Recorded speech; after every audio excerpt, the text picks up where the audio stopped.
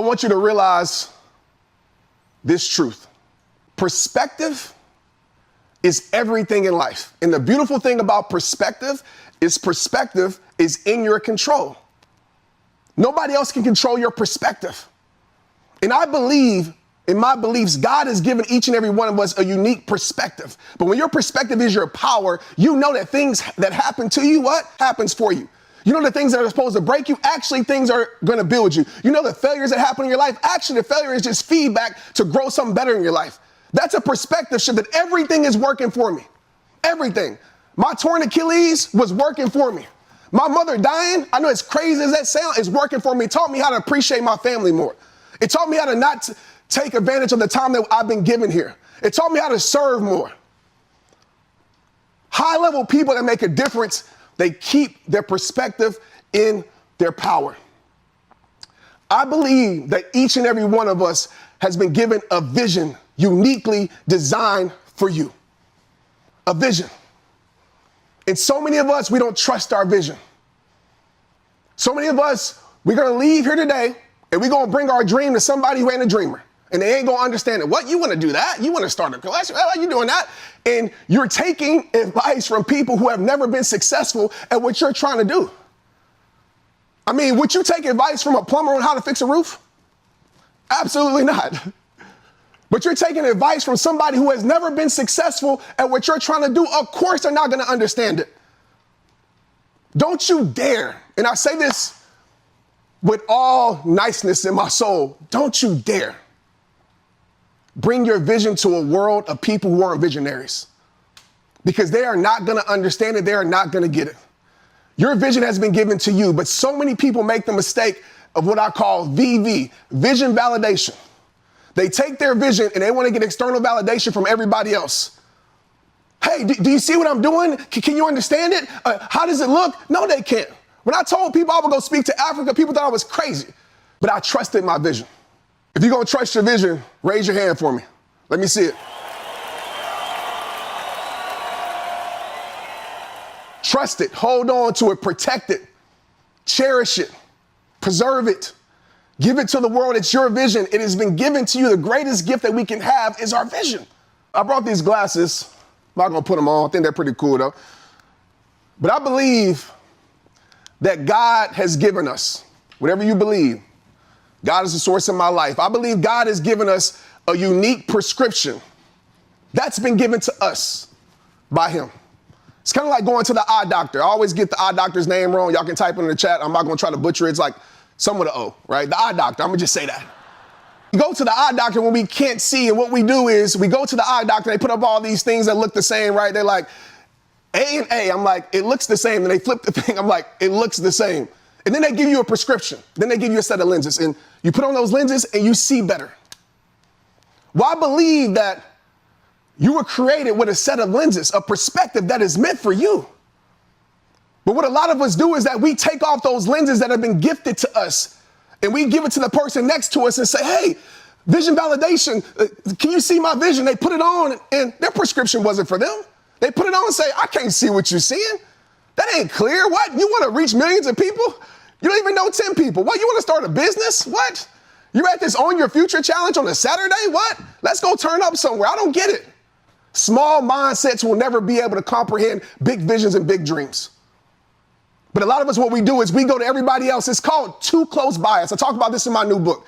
Too close bias. It's not out yet. Y'all see it later on. But too close bias, and protect your peace. Too close bias is simply this. Sometimes people are too close to you to see your greatness.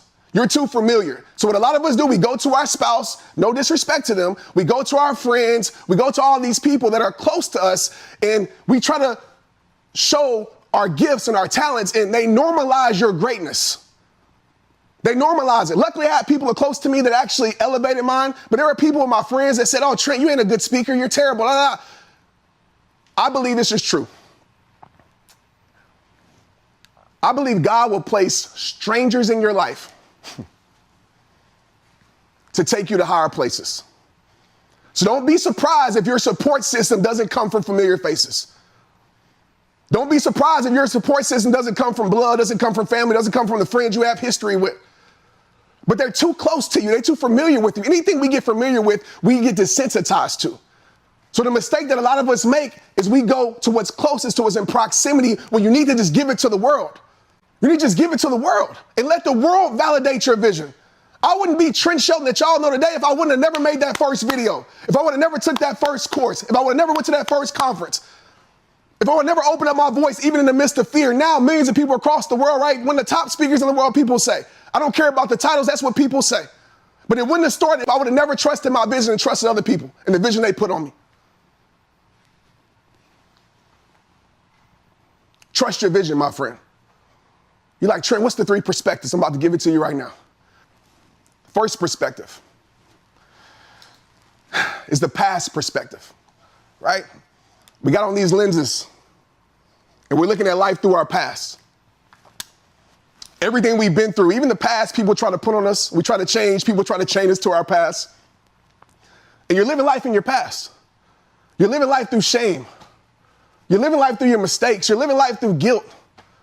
You're living life through all the things that you can no longer change or do anything about.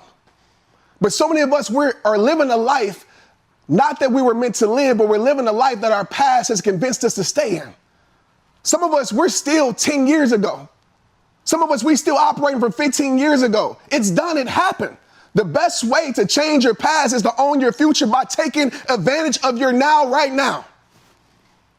Who cares about your past? That's a great part of your story that you can tell people about, because I always say this, just because you have some bad chapters, my friend, doesn't mean your story can't end well. But it's time for you to take ownership of your life. It's time for you to take action, and it's time for you to change the channel. If you don't like what you're seeing, or turn the page. You have a blank page today, but you can't be stuck on the same chapter no more. And if you can't believe in you, believe in the belief I have in you. The second perspective that a lot of us live in, this was a dangerous one. It's the pleasing perspective. Right? We put on our lenses, especially in social media, and we live in our life trying to please everybody. The identity that the world put on us, oh, you're just a mom. That's all that you are. You're just a dad. You're just a football player, Trent. You should trade in your identity for popularity, or you should trade in your identity to go chase opportunity that's not meant for you.